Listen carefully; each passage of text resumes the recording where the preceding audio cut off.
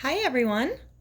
To celebrate Stuffed Animal Day today, I have a very special book, Finding Winnie, The True Story of the World's Most Famous Bear, by Lindsay Maddock, illustrated by Sophie Blackwell. The genre of this book is narrative nonfiction. Nonfiction because it's a true story, and narrative because it's told in a story form. It has this gold medal on top called the Caldecott Medal.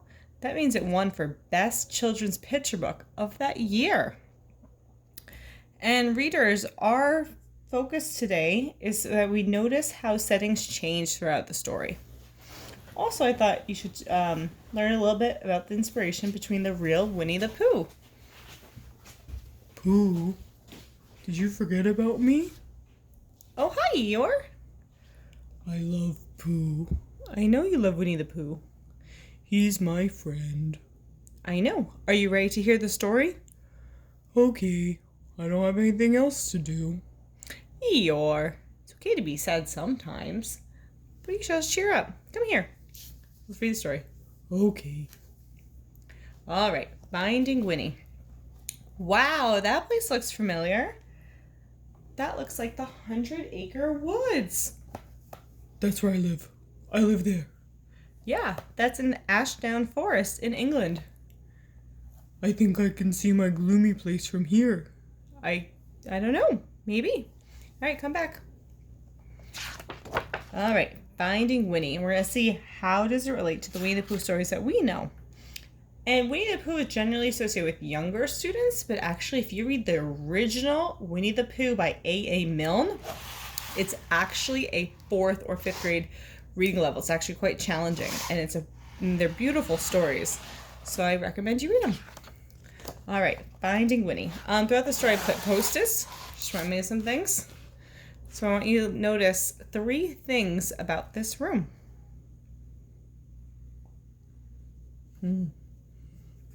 I see a bear. An owl. Eeyore, you're not supposed to give the answers away. Sorry. Could you tell me a story? Asked Cole. It's awfully late. It was long past dark and time to be asleep. What kind of story? You know, a true story about a bear. We cuddled close. I'll do my best, I said. A long time ago, about 100 years before you were born, there was a veterinarian who lived in Winnipeg. His name was Harry Colborne. A vegetarian? said Cole. Bear doesn't like vegetables. A veterinarian. It means an animal doctor. I know that, Cole said. That's what I'm gonna be when I'm big. If a horse had the hiccups or a cow had a cough, Harry knew how to make them feel just right. Harry's hands were never cold, even in Winnipeg, where winters are so frosty that icicles grow on the insides of your nose. Ouch! That's just the kind of doctor he was. And I wrote Canada to show that the setting, which is the place, right now we're in Canada. And here it's going to be during World War I. Setting's also the time. But a day came when Harry had to say goodbye to Winnipeg, the city. There was a war far, far away, beyond the end of the country and on the other side of the ocean, and he was going to help. He would be caring for the soldiers' horses. As a veterinarian. Harry rode east on a train full of other soldiers. He leaned his head against the window, watching the land scroll by, wondering what it'd be like to be so far from home. And this shows, too, how the setting's changing. The train rolled right through dinner and over the sunset and around 10 o'clock and into a nap and out the next day until it stopped at a place called White River. Harry decided to stretch his legs. Stretching your legs is super important when you sit for a while. And I see on the bottom a little black and white sketch of Harry and his mom. On the train platform was a man on the bench with a baby. A baby, said Cole, annoyed. A baby bear. A cub. Harry stopped and looked at the train. That's how you can tell the setting took place a long time ago. Harry stopped. It's not every day that you see a bear cub on the train.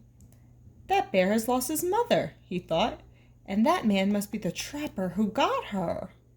See, so this bear is a girl. What do trappers do? Asked Cole. It's what trappers don't do. They don't raise bears. Raise 'em, I said. You know, love 'em. That does not look like a nice guy. Harry thought for a long time. He said to himself, there is something special about that bear. He felt inside his pocket and said, I shouldn't. He paced back and forth and said, I can't. Then his heart made up his mind, and he walked up to the trapper and said, I'll give you $20 for the bear. Here he goes. Is $20 a lot? Asked Cole. Back then, 100 years ago? Even more than a lot.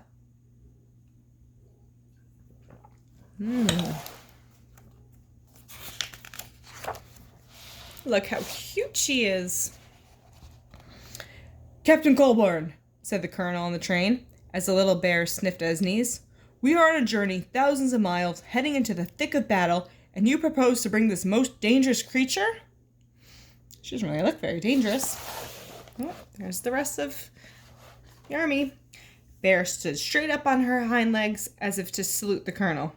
The colonel stopped speaking at once, and then, in a quite different voice, said, Oh, hello. The men of Harry's regiment squeezed by to have a look. I decided to name her Winnipeg, Harry told them, so we'll never be far from home. Winnie for short. That's where Winnie the Pooh got his name from. Except this one's a girl bear. Yes, Eeyore, that's right. I figured it out.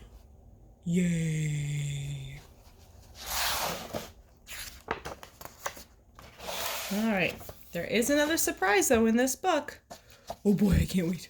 I can't wait. I can't wait. Can we read now? Okay. They had a very long way to travel, and they had already gone 3 or 4 feet when Winnie grew hungry. What do bears eat? The men wondered. What don't they eat? Said Harry. Vegetables, Cole reminded me. Winnie ate vegetables, I said. She ate everything. Look, it's all for Winnie. I hope you can see the picture of her. How cute. They brought her carrots and potatoes and apples and tomatoes and eggs and beans and bread and a tin of fish and some slop in a dish, but Winnie was still hungry. How cute. How about dessert? Said Harry, holding up a bottle of condensed milk. Taking the treat in her paws, Winnie lay on her back and hummed a happy song as she drank. The men roared. That means, laughed in this instance. Harry and Winnie gathered with soldiers from all over Canada in the green fields of Valcartier. A whole city of tents had sprung up there. One was a hospital for horses, where Harry went to work. How cute. Winnie was in the army now. Harry taught her to stand up straight and hold her head high and turn this way and that, just so. Soon she was assigned her own post. Even the colonel agreed that Winnie was a remarkable bear. She might have been the best navigator in the whole army. If you hid something, could she find it? She could. What if it was farther away? And farther still? Remarkable. Am I remarkable? Yes. Okay.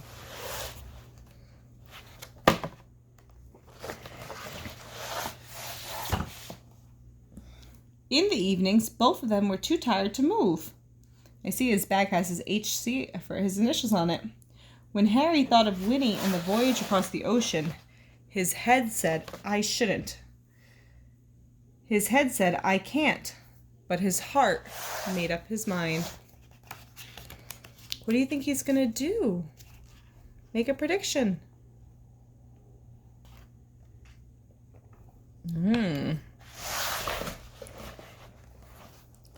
Nobody had ever tried to float so many people and animals across the Atlantic Ocean before.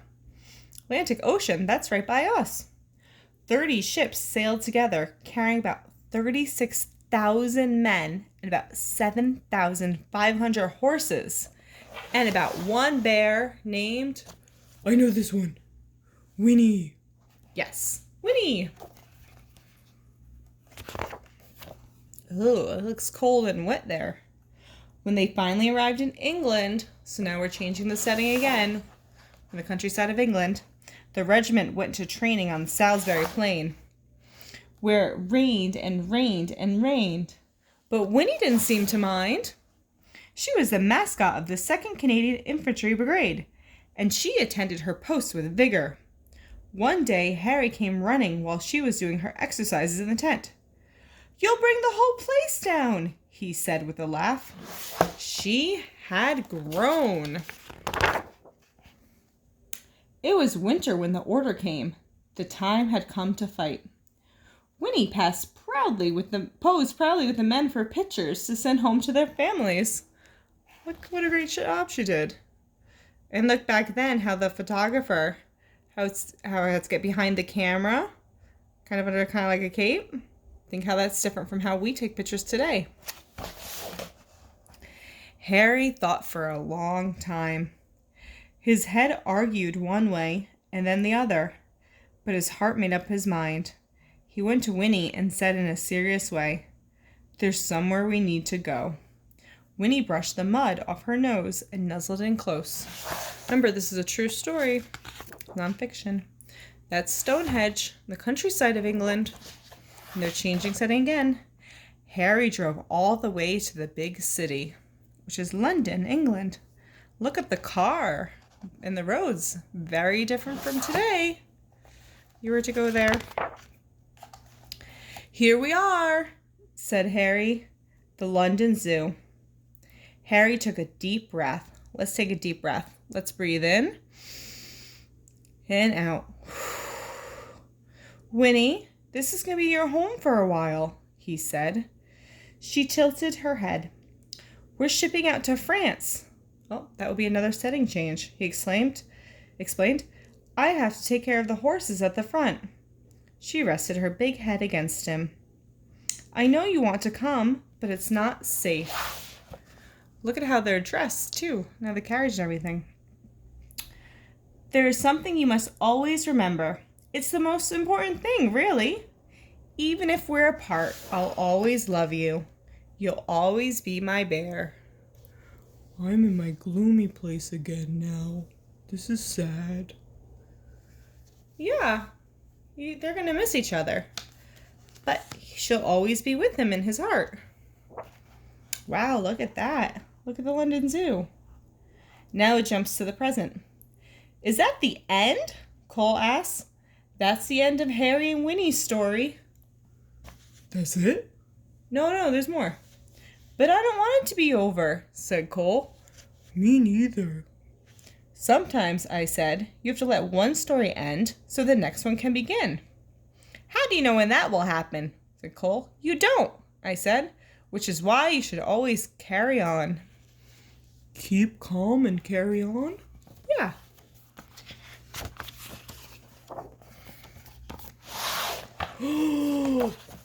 I know. That's Pooh Bear.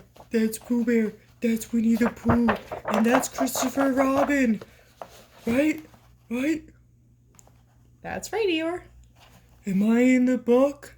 No, you're not in the book. Oh, I'm never in the book. Sometimes you're in the book. All right, well, let's read about this. Now that you said who it was, wasn't that kind of like a spoiler? But I got so excited. Okay. Once upon a time, there was a little boy named Christopher Robin. Can I read? Okay.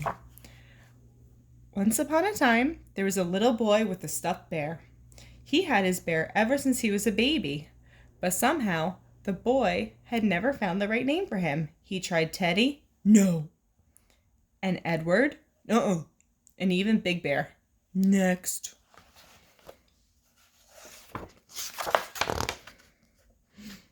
there's Winnie. Hi, Winnie. It's me, Eeyore. Then one day, the boy, look how they're dressed, different from today, went to visit the London Zoo with his father. And there was a bear, a real bear in the terraces there. Right away, the boy thought, there is something special about that bear. He found out her name was Winnie. They became true friends. So back then, children and adults were allowed to go inside and actually play with the animals 100 years ago. It was very different. So this is the real Christopher Robin, and he used to go inside and play with the bear, Winnie. It's all true. So the boy was allowed to come right inside the enclosure to play. Once the boy had found Winnie, he knew just what to call his stuffed bear. He named it Winnie the Pooh. I knew it. And the boy was called Cole, said Cole. No, that's not Cole. I know who that is. I love him. He was Christopher Robin Milne. Christopher Robin would visit Winnie at the zoo, and then he would take his stuffed animal on all sorts of adventures in the woods of Ashdown Forest behind his house. His father, Alan Alexander Milne, there he is, or known as A.A. Milne, wrote the books about them. Harry's Winnie became Winnie the Pooh, and there has never been a more beloved bear. Or more beloved donkey, right? That's right. What about Harry? Cole asked. Well, when Harry visited Winnie at the zoo, so Harry came back to see Winnie and would visit her at the zoo. Yeah, I like happy endings. Is it over? Not yet. Okay. When Harry visited Winnie at the zoo, he saw how happy she was. She was being raised. She was truly loved. And that was all he ever wanted from the moment they met at the train station in White River in Canada. So after the war, Harry returned to Winnipeg in Canada and his life as an animal doctor. Before long, he was married and had a son named Fred. Oh, right there. There's Harry, and there's Fred. Yep. And then soon before long, Fred had a daughter named Lauren. Okay, there's Fred, and there's Lauren. Yep. And then Lauren... Okay, there's Lauren as a grown-up. Had a daughter named Lindsay. And that's little Lindsay, okay. Which is me. Oh, there's Lindsay. And then I had a son. When I saw you, I thought, there's something special about this boy. So I named you after your great-great-grandfather, Captain Harry Colborne. I named you Cole. Whoa! So, wait, hold on. Cole, the boy in the story, is actually the great-great-grandson of Harry that found Winnie? Yeah. Mind blown. That's me? Said Cole in a whisper. Excuse me, I'm just gonna get snuggly. Don't mind me. And that's Winnie? Yes, I said. And it's all true? Sometimes the best stories are, I said. Cole's eyes grew big, and he said nothing for a long time. Then he hugged his own bear close and let out a yawn that reached far away, and they both turned over and fell asleep. That was a nice story. Yeah, there's one more part though. Really? Well, if we look back at the author is Lindsay Maddock, which means there's the author right there. That's Lindsay and that's Cole. And that's their album they're reading. And it has real pictures of the story. Do you want to see the real pictures of their family? Does Tigger like to bounce? Yeah, Tigger does like to bounce. That was my way of saying, yes, I want to see it. Okay. That's a real photograph of Harry in World War I as a real soldier. Whoa. Why isn't it in color? It was taken a long time ago. They didn't have color pictures then. And these are his diaries from 1914 from World War I. Harry kept diaries, and reading the caption, throughout World War I. This was his first diary from 1914, the first year of the war. This diary page is from the day Harry found Winnie. On August 24th, 1914, he wrote, "Bought bear, $20. Winnie! I see Winnie. I see Winnie. Winnie the Pooh. Winnie the Pooh. Okay, you're 3 soldiers with Winnie at her post. So there's the real Winnie. I'm going to put it a little closer so you can see. Excuse me, Eeyore. Let's see if we can see. There's the... Oh, there she is. That's the real Winnie. And then here, see if we can get this one. There we go. And that's the real Winnie and Harry having a snack. And then here's the photo from before in the story when she posed with the whole army. Harry and his fellow soldiers with their mascot, Winnie. She's right in the middle. There she is. She's so cute. And then here is a picture of Winnie and Harry. A real picture of Winnie and Harry. Let's see if you can see it this way. Hold on. There you go.